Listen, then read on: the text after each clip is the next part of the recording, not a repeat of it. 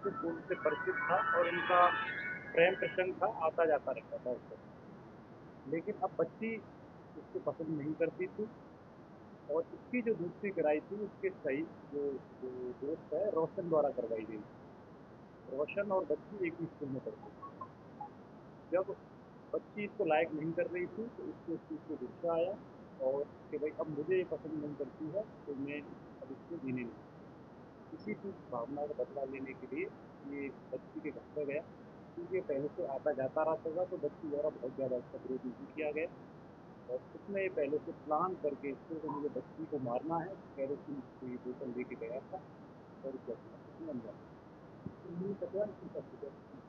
Postmortem की report में आएगा, लेकिन अभी जो हम लोगों ने इन्वेस्टिगेशन की उसमें उसकी पुष्टि हुई। वैसे क्या कुछ बरामद किया? वैसे सात संकलन की एसएसएल द्वारा किया गया पर कार्रवाई की जा रही है। ये चीज़ें पूरी होगी तो भी सभी पता चलेंगे तो इसका रिजल्ट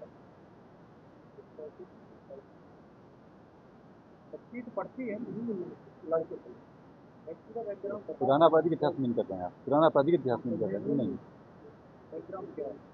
बैकग्राउंड ये है कि लड़की का जो एक्यूज है शुभम उर्फ सन्नी, उसके माता पिता और जो पीड़िता है उसके जो माँ है एम्स में वहाँ काम करती है सन्नी।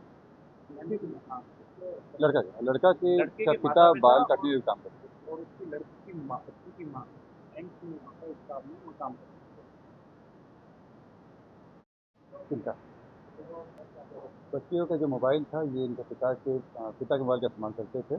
और इसके साथ ही बच्ची के जो अभियुक्त हैं उनके साथ भी बातचीत उनके मोबाइल। रोशनी जो हमें बताई गई करीब 19 वर्ष का। ये जैसे मैंने बताया कि पूर्व सुनियोजित ढंग से आया था, क्योंकि पहले आने से पहले ये काफ़ी नक्सलिस्ट हो गया था। पहले से ही प्लानिंग था इसकी कि दोनों को मार देना है, और इसी के तहत ये अंदर गया था। जो जो मैं विक्टिम में बच्चा जो है वो सोया हुआ था, और घर की जो बेटी थी वो दरवाज़ा खोली थी। ये उसके बाद जो दोनों की हत्या किया और सबूत मिटाने के लिए फिर वहाँ पर आया।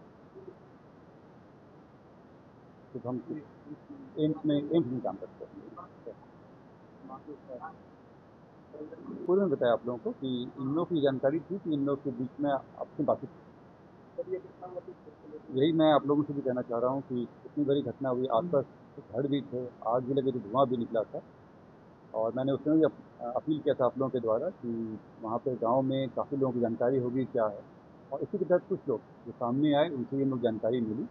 और मैं फिर से अपील करूँगा कि ऐसे घटना घटती है इस तरह की तो वो पुलिस का सहयोग करें, क्योंकि पुलिस और पब्लिक साथ में रहेंगे तभी एक दूसरे की रक्षा हो सकती है। और वो अगर जानकारी देंगे तो उनकी बातें गुप्त रखी जाएगी, उनके नाम को पब्लिक में किया जाएगा। तो स्कूल के पास में ही जो है वो 3-4 किलोमीटर के अंदर बिल्कुल हम कोशिश करेंगे कि जल्दी से सजा हो सके। प्रेम प्रसंग पुराना मामला था, और इसमें जो लड़की थी उसका प्रेम प्रसंग का मामला था, परंतु कुछ दिनों से लोग में अलगाव हो गया था और इसी क्रम में ये कार्य किया गया। शुभम कुमार है मेन व्यक्ति, शुभम कुमार, और उसके साथ साथ देने में रोशन कुमार, दो व्यक्ति हैं। क्या रोल है? रोशन जो था वो सहयोगी था और साक्ष्य को मिटाने में उसका अहम रोल था। जब हम लोग से पूछताछ की तो इसके बारे में इंफॉर्मेशन देना और फिर जो भी चैट वगैरह था उसको डिलीट करने के लिए उकसाना, इन सब में उसका रोल है। दोनों उसी क्षेत्र के रहने वाले हैं जहाँ पे घटनास्थल उसके पास है। नहीं, अभी तक किसी के साथ ये एफएसएल रिपोर्ट या कहीं भी ये नहीं आया है कि डिस्कस है। आरोपी जो था वो के स्कूल में, जब बच्ची जो स्कूल में पढ़ती थी उसके साथ पूर्व में उसकी दोस्ती थी और उस घर में आना जाना भी था उन लोगों का। लेकिन परंतु कुछ समय से इन दोनों परिवार के बीच में इस चीज़ को लेकर सहमति नहीं थी कि वो लोग मिले, और इसी क्रम में वो फिर मिलने आया था। और जब दोनों के बीच में तनाव बढ़ा था और उसी के तहत ये प्लान किया था। जो ये व्यक्ति है शुभम कुमार, इसको ये खबर मिली थी कि ये जो बच्ची है ये किसी और के साथ भी देखी गई है, जिसका इनका अपना कोई एविडेंस है कि नई बातों के साथ चल रहे थे, और उसी में ये घटना। और ये 19 ये कम से कम 1-2 साल से चल रहा था। गार्जियन को खबर थी इसके बारे में, उनके द्वारा सब कुछ ठीक किया गया, दोनों साइड से माता पिता को पता। रिलेटिव नहीं है, मतलब इसमें बताया प्रेम प्रसंग का मामला था। दोनों दोस्ती का में है। अभी तक जो आया है उसमें ये पढ़ाई कुछ समय पहले करके पढ़ाई छोड़े हुए थे शुभम कुमार, रोशन कुमार की पढ़ाई कर रही है। इसका जानकारी हम लोग अभी नहीं है, लेकिन नशा का ऐसा कुछ नहीं पता है। नहीं, इसमें जैसे मैंने बताया कि अभी तक वाला में नहीं आया कोई इस तरह से कोई उनके साथ कोई ज़बरदस्ती की गई है, लेकिन जब फाइनल रिपोर्ट आएगा उस हिसाब से कार्रवाई होगी। अगर इस तरह का मामला आता है तो पक्का इसमें 2 लोगों का सहभागिता आया है और साथ ही में जो व्यक्ति केरोसिन का तेल बेचे क्योंकि वो बच्चे को बेच रहे हैं और बिना जानकारी के ज्वलनशील पदार्थ बेच रहे हैं, तो उनके अभी बयान उनका भी किया गया, उनकी पूछताछ की गई है और उनका बयान दर्ज करा गया है।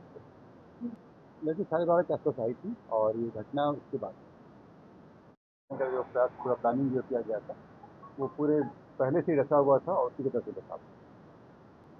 इसमें बताया कि हम लोग कई टीमें काम कर रही थी और इतनी सारी टीमें लगी थी, 8 टीम थी जो अलग-अलग चीज़ों पे काम कर रही थी और साथ में पब्लिक का सहयोग भी रहता है तो चीज़ें आसान होती हैं।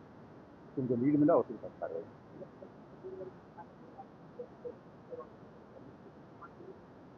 दोनों जब चीज़ें चल रही होती हैं तो अनुसंधान में रिसर्च प्रोसेस किया जाता है, उसके बाद ही तो अलग से विस्तार से बात कर लेंगे, लंबा वाइड हो गया।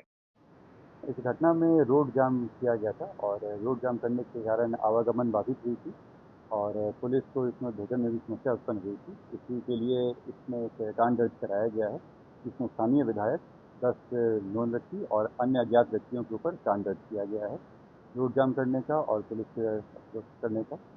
आगे इसमें अनुसंधान में जो अन्य लोग आएँगे, उनकी भी इसमें वीडियोग्राफी के तहत पहचान की जाएगी और फिर अगर आगे की विधि सम्मत कार्रवाई की जाएगी। अज्ञात 10 लोग नोन हैं, विधायक भी हो गए और साथ में 30-40 और गए।